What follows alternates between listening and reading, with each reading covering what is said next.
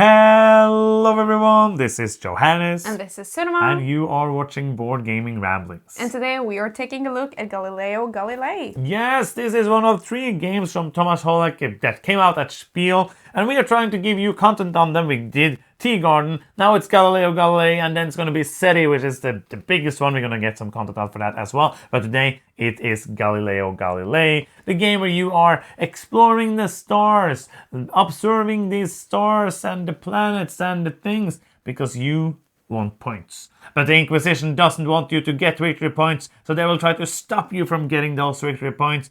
But will you manage to stop them from stopping you from getting what you want most? That is what this game is all about. In this game, which is an action selection game, you are going to select actions. On your turn, you're going to move this telescope 1, 2, or 3 spaces, and then you're going to do the action that's there. There's always going to be an action that's always in that space, and then you're going to have these upgraded or not upgraded actions that are going to slide. So when I do this action, I'm going to slide it up there. So it's going to be a little while till I can do that action again. When you come to the top, if you choose to stop there, you can then upgrade one of your tiles, so you flip it around. So now it's going to be a better version of itself, and every time you go over the top, you're just going to go back down here, and you're going to continue doing that. So that is basically what you're doing. What are you trying to do? You are trying to get dice. The dice are going to help you discover these planets. For example, if I want to observe this planet Mars, I need at least one red and at least one yellow, because that makes orange.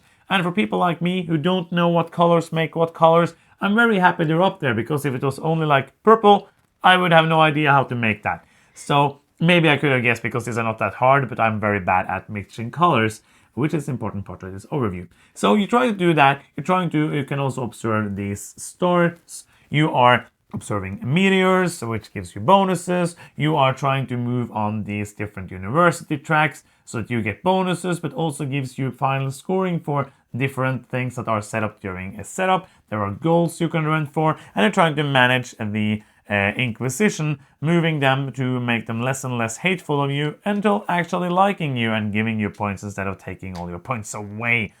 These are the things that you are trying to do. You are trying to do that in a pretty short amount of time until the deck of these cards run out. Then you're going to do some small final scoring, and the player who has the most points is going to be the winner of Galileo Galilei.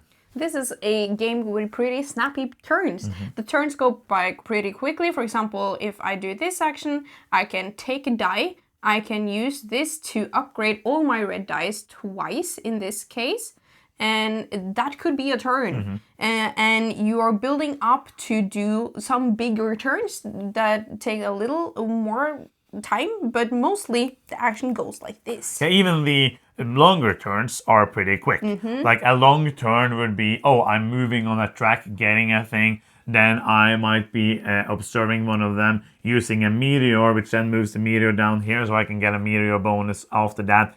And that's probably going to be like the longest turn you're doing in the game. I really like this action selection mechanism. The only thing I don't like is remembering to move this. And since the turns are pretty quick, it's like I'm doing this, and then I have to take this out, then I'm sliding all this up, and I'm doing this in there, then I know my alphabet. And it's pretty nice, because, or it's not that nice, because it's kind of hard to remember to do it, and you can also have to do it before the end of the turn. It doesn't have to. It could be like a thing you should do after your turn, but it's very simple to forget it, so that is why I don't like it. Talk to me about those comets, because that might be one of the coolest mechanisms. I really like the comets in this game, because it feels like just a support action, placing a comet. Observing a comet, a theme. Observing, you place it out here, and the comets, what they do is they give you a discount for observing stars or constellations or planets. Because when I have seen a comet, it's easier for me to see a planet. Yes, but you don't get to just use it. You actually have to need it, because when I've used, for example, let's say I want to do this. I have 6 here. Then I can use 1, 2 of them, for example, like this. And then next round I want to observe something. I have a lot of discounts here that I can use. And when you've done that, as you said, you can move them down here to get a bonus, which is really good. So it feels like a really powerful, cool move to just make things a little cheaper, because they get even cheaper and they give you a bonus. I've never seen a action, like most things where like you mitigate or you get like a discount. I've never seen a game where you want to use that because it then gets better. Most is like, oh, I don't want to use it because I want to save it for when I really need it. So this is like, it's a small little thing, but I've never seen it done this way, and it's a very clever thing. Another thing I really like in this game is the variability for scoring. Yes. Because you are, every round, you're going to place these, and these are double-sided, and there's more of them, so you are going to have different tracks. So there's going to be like different amount of scorings. Like this one can go up to 4 times each. This is actually just 4 points. And you will double points. I didn't understand that one. But you are going to score more and more points depending on the track. And then these are also randomly placed. So let's say I move all the way up here. I'm going to score 3 for each meteor I have taken from my place. So there's like many different ways to go. And these that are not placed are going to be the things you run for getting. So it's not like this can be the same. So, oh, this round it's obviously best to go there because it will help you there and there. That doesn't work. Yes, I agree. So you know that all the things in the game will be in some ways valuable to go for. It just matters where they are placed, if they're there, or which track they are corresponding to. Let's talk about the Inquisitors. They have like a double thing where you, when you get them, you will place them down here, and there are actions to move them around. And as soon as you move at least one Inquisitor, at the end of that round, you're going to see how much they hate you, basically. So now it's like -2, -1, that's -3, +1, so it's -2, which means I would move 2 spaces down on this track. And this is going to be end of game scorings. This is going to be less and less points. I'm going to lose even more points, or I can go all the way up to 10 positive points. How do you feel about this Inquisitor track? The Inquisitor track, yeah, you have to manage it, because if you get a lot of Inquisitors down here, let's say I get 3 Inquisitors before even moving one of them, it will be potentially a lot of negative points. Yeah, and you start down here. So. Yes, but usually it seems pretty easy to manage. Maybe even too easy to manage. I would say so. When I read the rules, I was thinking, oh, this is going to be a very crunchy, cool thing. But if you want to do it and you care about it, you could also just go down here. But you're going to lose, I think, too many points to do that. So I feel like it was too easy every time we played. Most people have had like 5, 6 down here, maybe 1 over here. So it's been like a bit too easy to move on this. You have to manage it, as you said. You can't just like, oh, I don't care about it. But if you plan a bit around it and you try to get bonuses that makes you move it, like for example here, I like to move it, like the Inquisitors, then it feels like it's not a huge part of the game as I would have liked it to be. What I do like about the Inquisitor track is that you can really make a strategy around it by having a lot of Inquisitors and moving them a lot, so you can get points up there. Like if you bump here, for each space you bump, you don't get 2 points. It's just like you bump once, then you get, or more, you get 2 points. Or else that would be like a very big strategy. Yes. I tried it and then I ran the rules. But I think it's nice that you could also just ignore it, kind of, because you can get Inquisitors. You get negative points for it. A lot. But as long as you don't move them, you will not get to deal with this. And also, yes, there's a lot of ways to get Inquisitors. We could also go for the things that doesn't do it, but then you get a little more restricted. But you can avoid it. But the thing is, like, everything you can do in this game, you have to. So it's very hard to be in a position where you have a lot of Inquisitors and you don't move them. And also you're going to get negative 8 points, which you have. Don't do it. So this is like 24 negative points. I think you're going to have a lot of points to, like, this is 4 points. You get 4 points if you do that. You get 2 more points and you get 3 more points. So I don't think that is a valuable or varied strategy. But I think like you can use these. I don't know what it's called anymore. This is like a...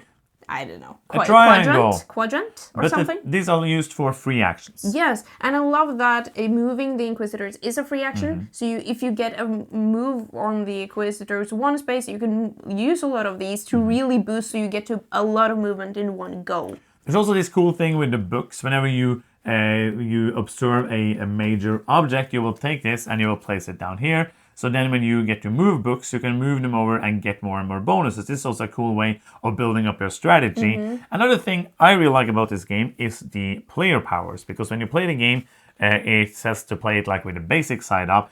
If you are used to playing any kind of medium or heavy Euro games, I would just say play with the player powers.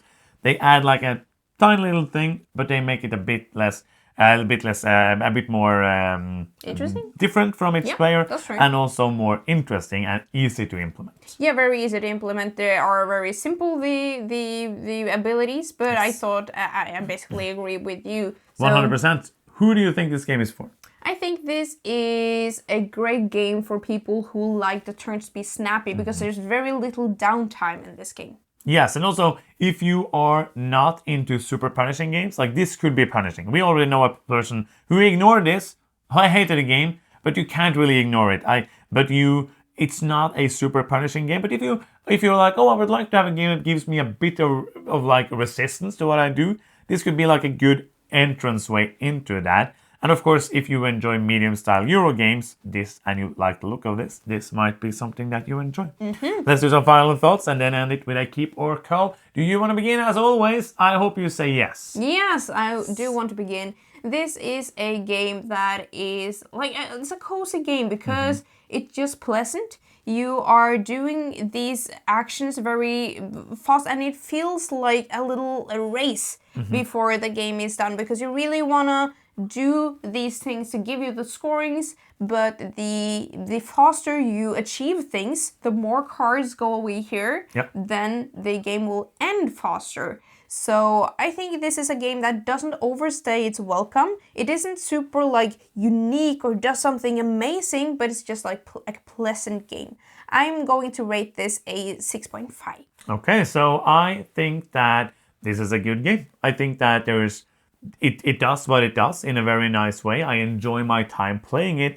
I think that there's little downtime, which is nice, which makes it so that it feels like it's a quick playing game, which is like one of its best sides. This would not be a good game if it was like 90 minutes long. Nope. It has like a great playing time, and I would say that it does actually have a good playing time. It's not one of those that says like, you could play it in this time, but it takes double that time. It always one of those like, oh, there's only one card left. We're going to end the game now. It's just like very pleasant in what you do. I enjoy the scorings. I've not been very good at doing them, but I enjoy that there's like different ways to go. It's not like a huge variety of strategies, but it is different like routes to go down when you play them. For me, it's a 7. It's a good game. It's not amazing, but it's good.